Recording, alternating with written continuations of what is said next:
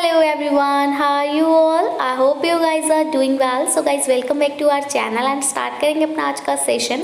तो आज के सेशन में हम लोग डिस्कस करेंगे आपके UGC NET JRF exam paper 1 के लिए प्रीवियस ईयर क्वेश्चंस को, जो कि आपके unit 1 that is teaching aptitude से हम लेकर आए हैं।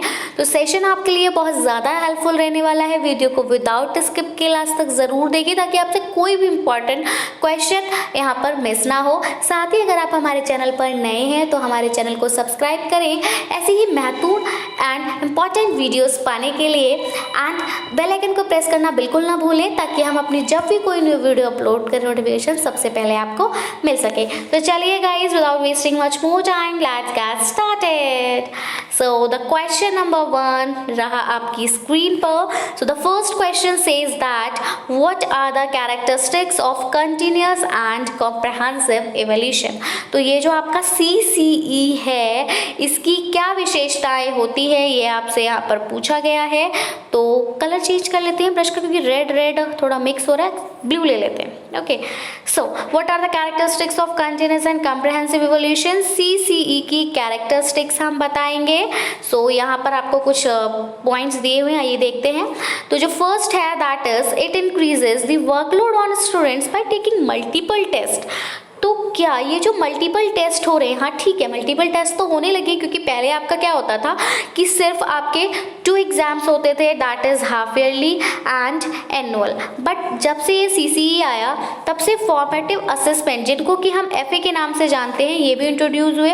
तो इसमें क्या होता है, FA1 FA2 के बाद आपका हाफ ईयरली का एग्जाम होता है, ऐसे FA3 FA4 के बाद आपका एनुअल का एग्जाम होता है। तो आप कह सकते हो कि मल्टीपल टेस्ट होने लगे हैं। तो ये मल्टीपल टेस्ट होने की वजह से क्या स्टूडेंट का वर्कलोड बढ़ा है? बिल्कुल नहीं, स्टूडेंट का वर्कलोड नहीं बढ़ा है, बल्कि ये जो CCE आया इसका जो मोटिव था, ये स्टूडेंट के वर्कलोड को डिक्रीज करना था, और हार्ड वर्क करना तो था ही, साथ स्मार्ट वर्क करना था।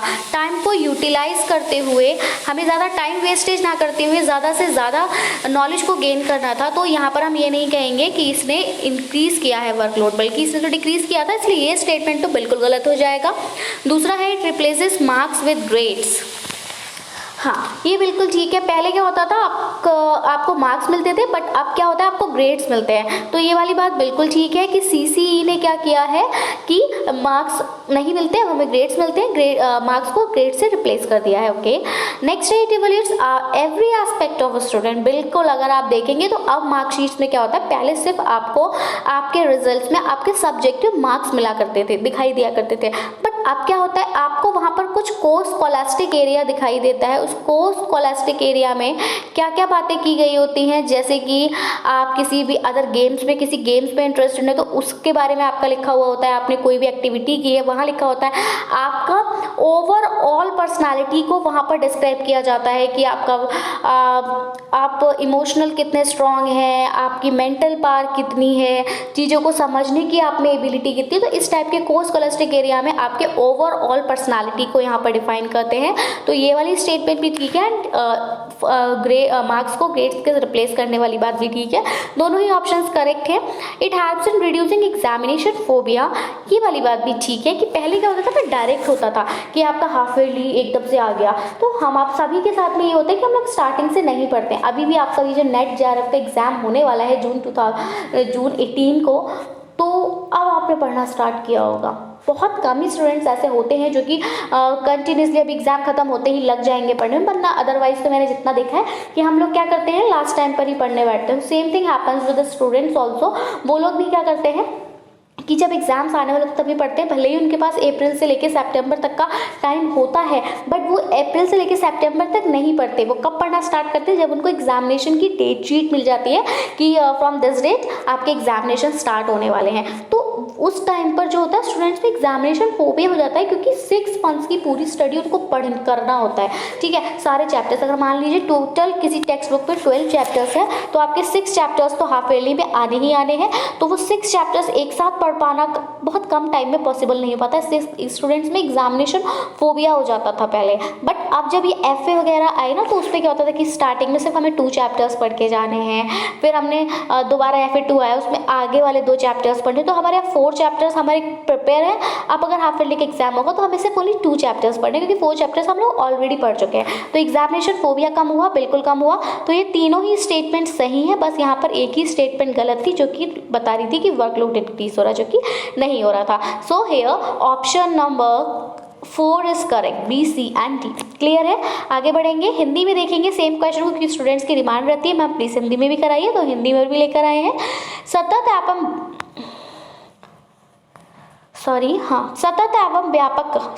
एवं व्यापक मूल्यांकन की क्या विशेषताएं हैं? जो सीसी है इसको सतत और व्यापक मूल्यांकन कहा जाता है।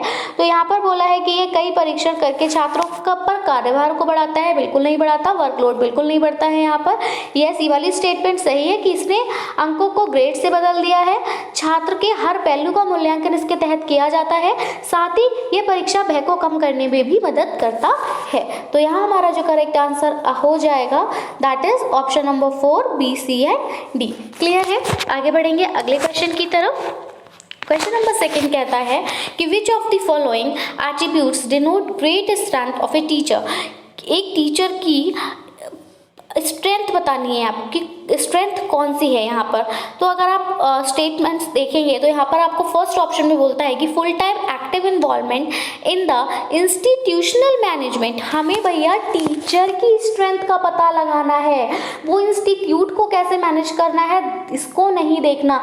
टीचर, जो बात हो रही है टीचर की, टीचर मीन्स कि जो क्या कर रहा है, जो टीच कर रहा है, जो स्टूडेंट्स को क्या कर रहा है, नॉलेज इम्पार्ट कर रहा है, ये है टीचर। जो हमारे इंस्टीट्यूट के मैनेजमेंट को देख रहा है उसको हम टीचर नहीं कहते, उसको हम या तो क्लर्क बोलते हैं या फिर एडमिनिस्ट्रेटिव स्टाफ बोलते हैं। क्या बोलते हैं? Administrative staff. तो टीचर की बात हो रही है और यहाँ पर ये जो फर्स्ट ऑप्शन है ये एडमिनिस्ट्रेटिव स्टाफ को डिफाइन कर रहा है, इसीलिए ऑप्शन नंबर 1 गलत हो जाएगा कि हमको इंस्टीट्यूट को मैनेज करने के लिए एडमिनिस्ट्रेटिव स्टाफ की जरूरत होती है, टीचर की नहीं। ये काम टीचर बिल्कुल नहीं करेगा। तो टीचर अगर इंस्टीट्यूशन मैनेजमेंट पे एक्टिव हो रहा है तो उससे टीचिंग लर्निंग प्रोसेस पर कोई इफेक्ट नहीं पड़ रहा, दैट इज ये कोई उसकी स्ट्रेंथ नहीं है। नेक्स्ट है सेटिंग एग्जाम्पल्स। यस, ये तो थोड़ा पॉजिटिव लग रहा है बिल्कुल, कि वो क्या करता है, एग्जाम्पल्स को सेट करता है। एग्जाम्पल सेट तो ऐसे भी कर सकता है ना कि वो आपको आपके रियल लाइफ से कनेक्ट कर रहा है, आपको जब कोई भी टॉपिक पढ़ा रहा है तो उसको एक ऐसे एग्जाम्पल्स देके आपको समझा रहा है जो कि आपके साथ होता है, आप अपनी डेली लाइफ में उसको एक्सपीरियंस करते हो। ठीक है, तो ये करेक्ट हो जाएगा। नेक्स्ट है आपका willingness to put assumptions to the test. बिल्कुल, वो क्या करते हैं, टेस्ट के लिए अजम्पशंस रखते हैं कि ऐसा होगा तो क्या होगा, अगर ऐसा हम करते हैं तो क्या होगा। तो इस टाइप की अगर उनमें चाह है कि अगर मैंने ये क्वेश्चन पेपर बनाया है तो ये वाला जो क्वेश्चन पेपर मैंने बनाया है इसमें कितने स्टूडेंट्स अच्छे मार्क्स ला पाएंगे, कितने स्टूडेंट अच्छे मार्क्स नहीं ला पाएंगे, क्या ये कारगर साबित हो सकता है।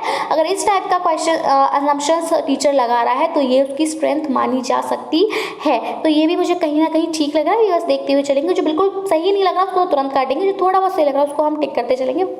फाइनली हम अपने जो आपको कोड दिया है वहां से इसको मैच कर लेंगे।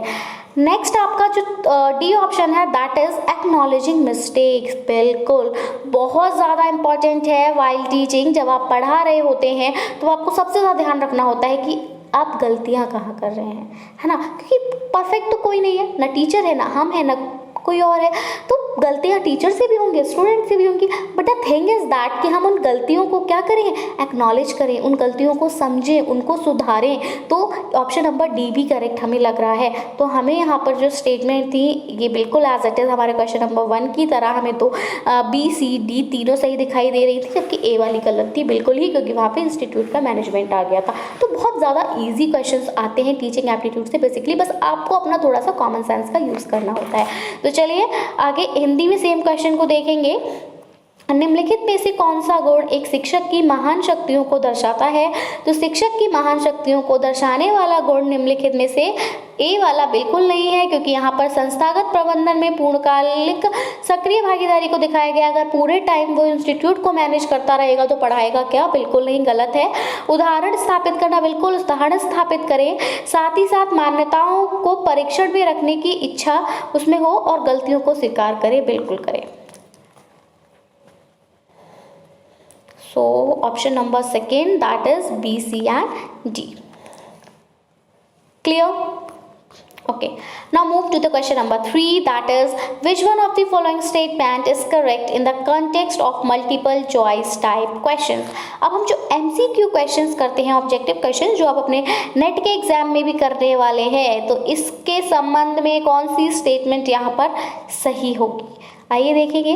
दे are more objective than true false type question. ये ट्रू फॉल्स टाइप क्वेश्चन से ज़्यादा ऑब्जेक्टिव होते हैं, या फिर they are less objective than easy ऐसे टाइप क्वेश्चन. ऐसे टाइप क्वेश्चन से ऐसे टाइप क्वेश्चन ऑब्जेक्टिव कैसे हो सकता है? तो बिल्कुल पूरा डिस्क्रिप्टिव क्वेश्चन है, तो ये स्टेटमेंट गलत हो जाएगा. जब बात ऑब्जेक्टिव की आ रही थी वो भी लेस और ऐसे टाइप से, तो ऐसे टाइप तो बिल्कुल ऑब्जेक्टिव है ही नहीं. They are more subjective than short answer type question. तो MCQ की बात हो रही है भैया, साफ पता चल रहा है ऑब्जेक्टिव है, तो सब्जेक्टिव की तो बात ही नहीं आ रही. ये बिल्कुल यहाँ पे ये भी गलत हो जाएगा. दूसरा, they are more subjective than true false type question.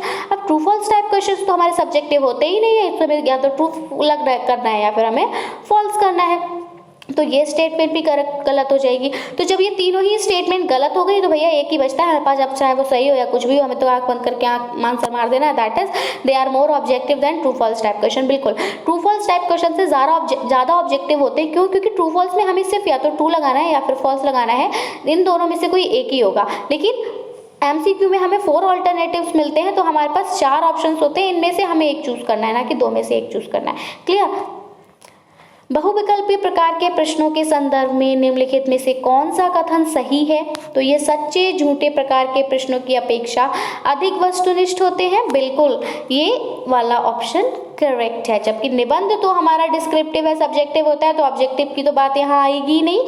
साथ ही जो हमारे शॉर्ट आंसर्स होते हैं ये हमारे डिस्क्रिप्टिव होते हैं, तो यहाँ पर लघु उत्तरी प्रश्न की तुलना में अधिक व्यक्तिपरक होती है. तो यहाँ पर बात आ रही कि लघु उत्तरी तो डिस्क्रिप्टिव होते हैं, लेकिन MCQ डिस्क्रिप्टिव नहीं होते, इसलिए ये भी गलत हो जाएगा. एंड हमने और क्या देखा था?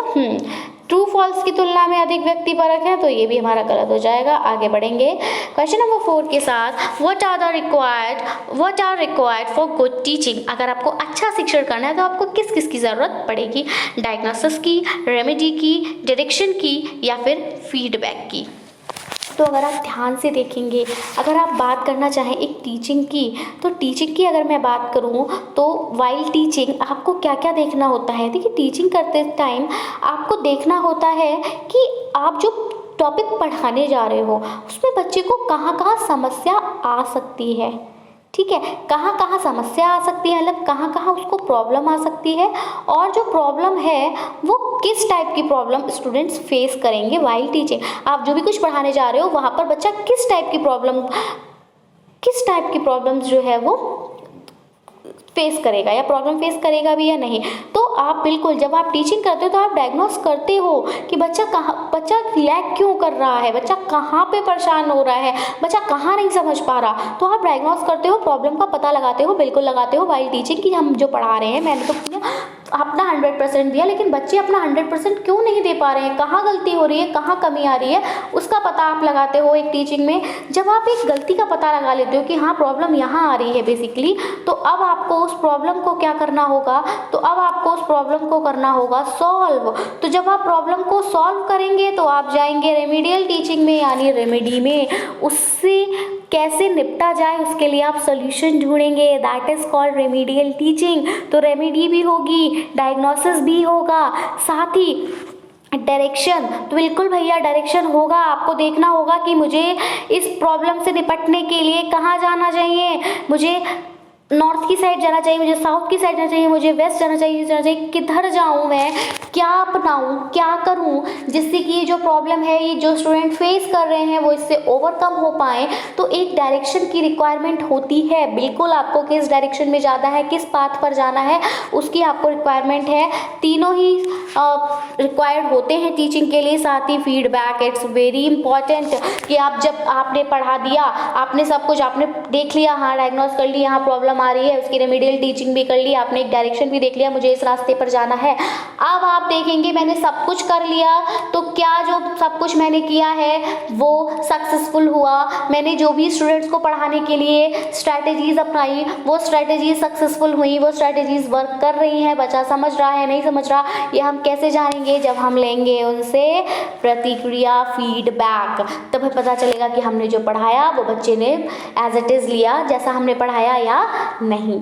क्लियर? तो चारों ही चीज़ें ज़रूरी हैं जब हम बात करते हैं एक अच्छे शिक्षक की, गुड टीचिंग की। तो यहाँ पर हमारा जो ऑप्शन हो जाएगा that is option number 1, that is A, B, C and D।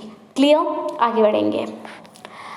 अच्छे शिक्षण के लिए क्या आवश्यक है? तो अच्छे शिक्षण के लिए आपका निदान भी आवश्यक है, आपका उपाय भी आवश्यक है, आपकी दिशा भी आवश्यक है और आपका प्रतिक्रिया भी आवश्यक है। सारी ही चीज़ें ज़रूरी हैं। तो ऑप्शन नंबर A यहाँ पर करेक्ट हो जाएगा for this question. I hope आपको आंसर क्लियर हुआ होगा। आगे बढ़ेंगे अगले क्वेश्चन की तरफ, दैट इज क्वेश्चन नंबर 5। और क्वेश्चन नंबर 5 कहता है the main objectives of student evolution of teachers are. Student और टीचर्स के इवोल्यूशन का जो मुख्य उद्देश्य होता है वो क्या होना चाहिए या क्या होता है? देखिए, to gather information about student weakness, student में क्या कमज़ोरी है, स्टूडेंट कहाँ लैग कर रहा है, उसके बारे में आपको इंफॉर्मेशन गैदर करनी है। ठीक है, स्टूडेंट इवोल्यूशन याद रखना है आप टीचर्स, या फिर to make teachers take teaching seriously, या फिर आपको टीचर को ऐसे बनाना है कि वो टीचिंग को सीरियसली ले। बिल्कुल भैया, जब आप पढ़ाने जा रहे हो हंसी मजाक तो करने नहीं जा रहे, आप टीचिंग करने जा रहे हो, you are not going to play game, आप कोई गेम खेलने नहीं जा रहे हैं, तो आपको सीरियसली लेना होगा। ये तो नहीं कि नहीं अरे आज मन नहीं है, आज नहीं पढ़ाते, चलो कल पढ़ाएंगे। नो, चाहे आप बीमार हैं, चाहे आपको हेडेक हो रहा है, whatever is the problem, the thing is that you have to teach the student. Okay, so to make teachers teaching seriously, बिल्कुल सीरियसली आपको टीच करना है, कोई खेल नहीं है, कोई मजाक नहीं है ये।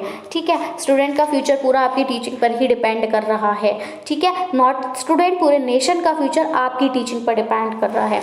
To help teachers adopt innovative methods of teaching, teacher को हेल्प करें कि वो अच्छे इनोवेटिव आइडियाज़ यूज़ करें टीचिंग के लिए, बिल्कुल यूज़ करें। आप इनोवेशन हम कर रहे हैं ना, हम इनोवेशन कर रहे हैं तो हमको इनोवेटिव आइडियाज़ को अडॉप्ट करना होगा। ठीक है, good. Next, to identify the areas of further improvement in a teacher traits. अब जो टीचर है उसके ट्रेट्स में आगे हम और क्या इंप्रूवमेंट कर सकते हैं उसको भी हमें आइडेंटिफाई करना है कि किन एरियाज में हमको टीचर के वर्क करना है। तो ये तीनों ही बातें सही हैं, बल्कि फर्स्ट जो है वो गलत है, क्योंकि जब बात हमारी टीचर की इवोल्यूशन की आ रही थी तो हमें अपने स्टूडेंट की वीकनेस पता करके क्या करेंगे, है ना। हमें स्टूडेंट की वीकनेस से मतलब नहीं हो, तो टीचर को देखना है।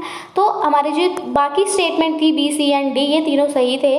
और अगर मैं देखूँ तो ये तीनों हमको दिखाई दे रहे हैं ऑप्शन नंबर 2 में, that is B, C and D only. So I hope आपको ये आंसर भी क्लियर होगा। हिंदी में एक बार देख लेंगे कि शिक्षकों के छात्र मूल्यांकन के मुख्य उद्देश्य होते हैं कि छात्र की कमजोरियों के बारे में जानकारी इकट्ठा करना, बिल्कुल नहीं, बल्कि शिक्षकों को शिक्षण को गंभीरता से लेना, हाँ बिल्कुल लेना चाहिए। शिक्षकों को शिक्षण के नवीन तरीकों को अपनाना चाहिए, बिल्कुल अपनाना चाहिए। शिक्षक गुणों में और सुधार के क्षेत्रों की पहचान करनी चाहिए, बिल्कुल करनी चाहिए। Clear? Okay, B, C and D। Now moves towards the next question, that is question number 6, and question number 6 says that identify the important element a teacher has to take cognizance of while addressing students in a classroom। जब teacher students को classroom में address कर रहा है उस time पर क्या important element होने चाहिए जो कि एक टीचर को लेने चाहिए। ठीक है, उनको हमें यहाँ से आइडेंटिफाई करना है। ठीक है, तो हम देखेंगे कि क्या अवॉइडेंस ऑफ प्रॉक्सिमिटी, आपको प्रॉक्सिमल, आप लोगों ने सबने जब बायगॉत्स्की की थ्योरी पढ़ी होगी तो बायगॉत्स्की थ्योरी में आपने जोन ऑफ प्रॉक्सिमल डेवलपमेंट पढ़ा होगा, है ना। तो वहीं पे बात आ रही है कि अवॉइडेंस ऑफ प्रॉक्सिमिटी, आप प्रॉक्सिमिटी को हटा दीजिए, बिल्कुल नहीं भैया, प्रॉक्सिमिटी हमें नहीं हटानी है, हमें बच्चे को थोड़ा सिखाना है, बच्चा आगे तक जाएगा, है ना। तो हमें बच्चे को सहायता देनी है, हमें बच्चे को हेल्प करना है, हम प्रॉक्सिमिटी को ख़त्म नहीं कर सकते। ठीक है, तो ऑप्शन नंबर A तो हमारा बिल्कुल गलत है, क्योंकि हमें बच्चे को प्रॉक्सिमिटी प्रोवाइड करनी है। Next, voice modulation.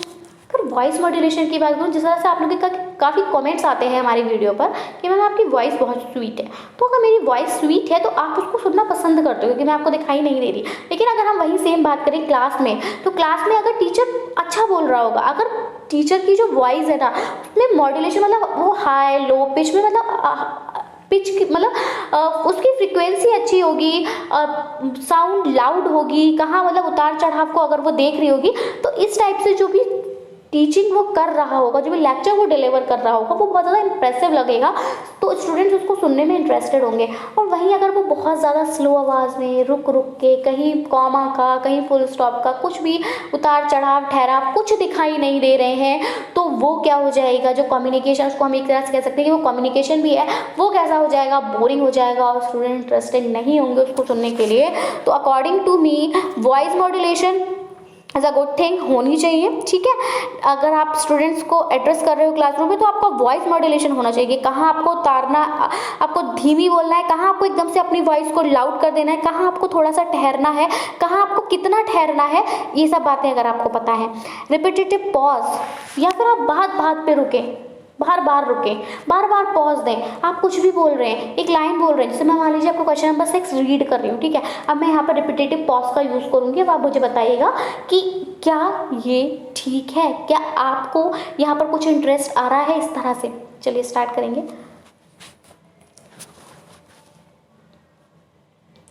Identify the important element a teacher has to take cognizance of while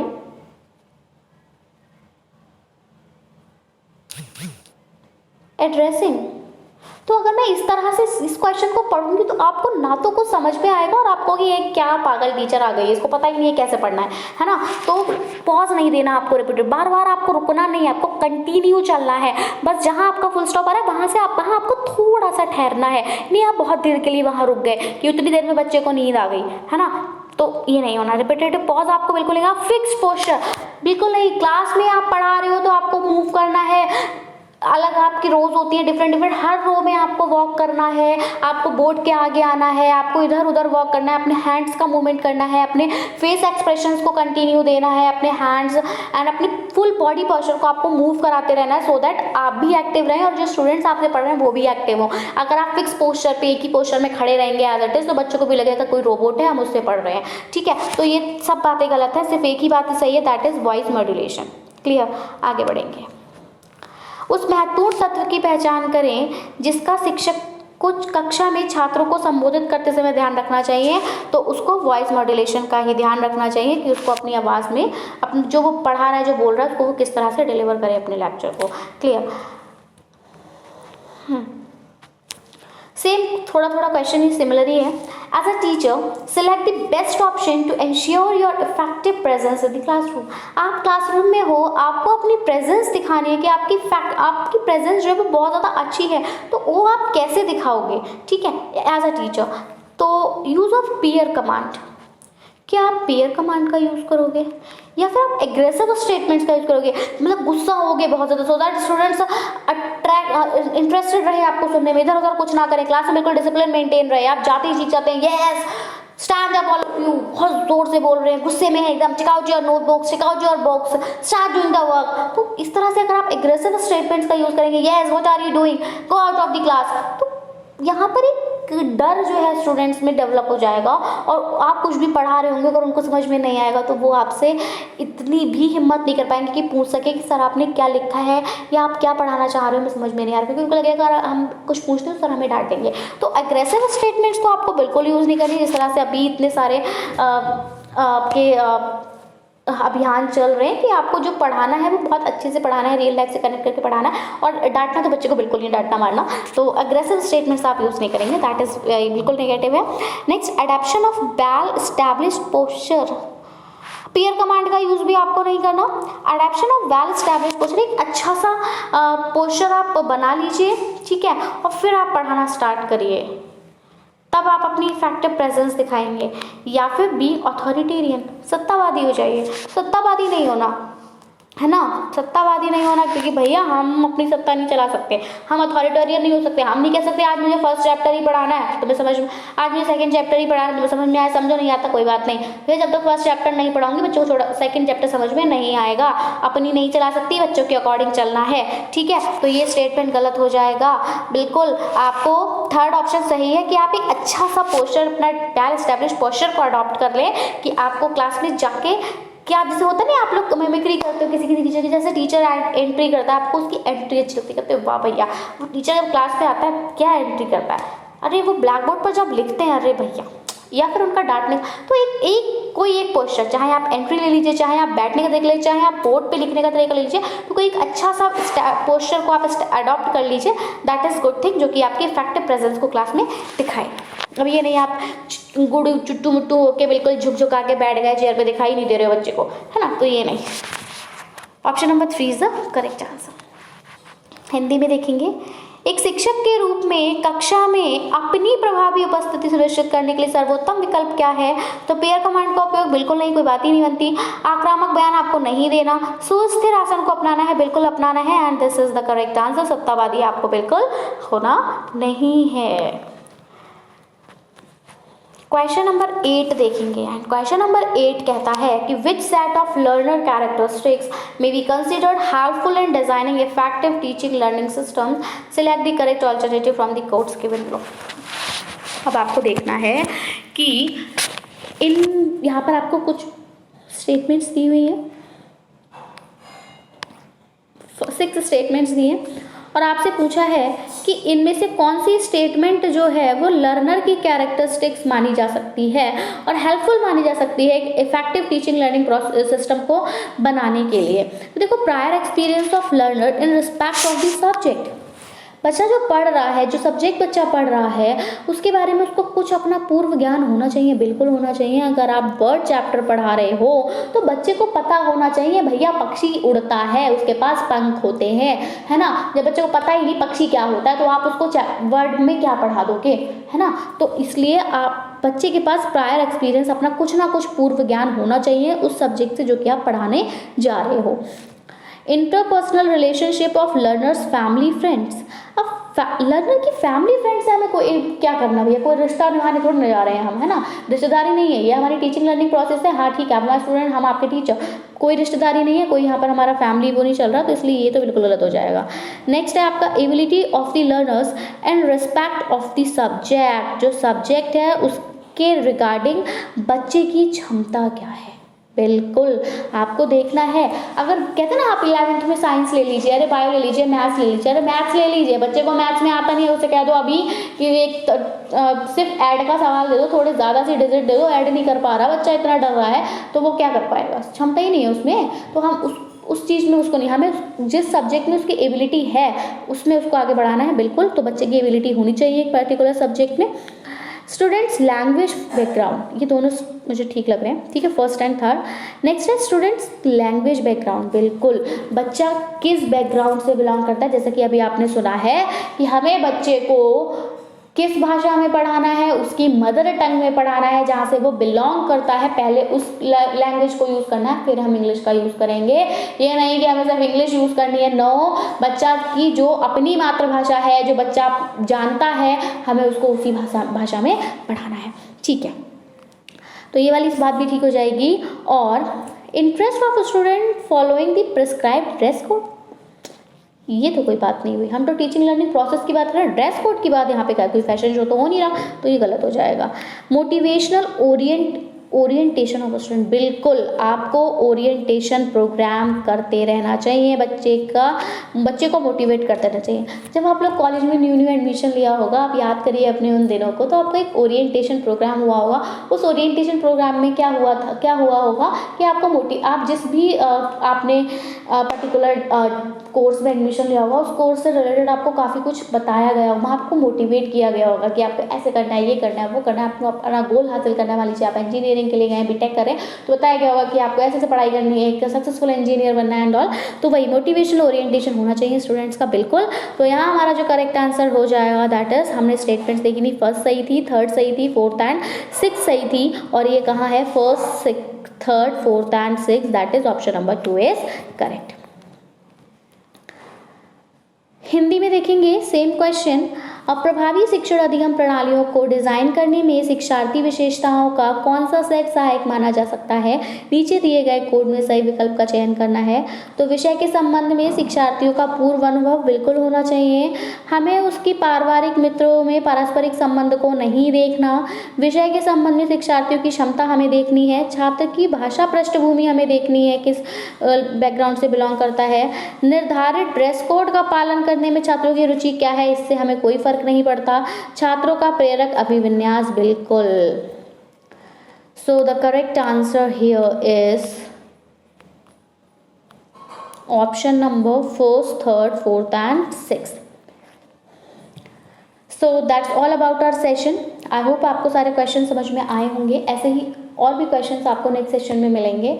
so that's it from my side. मिलेंगे अपनी नई वीडियो के साथ। Till then take care and bye bye. So thanks for watching. Thanks, have a nice day. Video पसंद आए तो please like and share करें and subscribe भी करें चैनल को।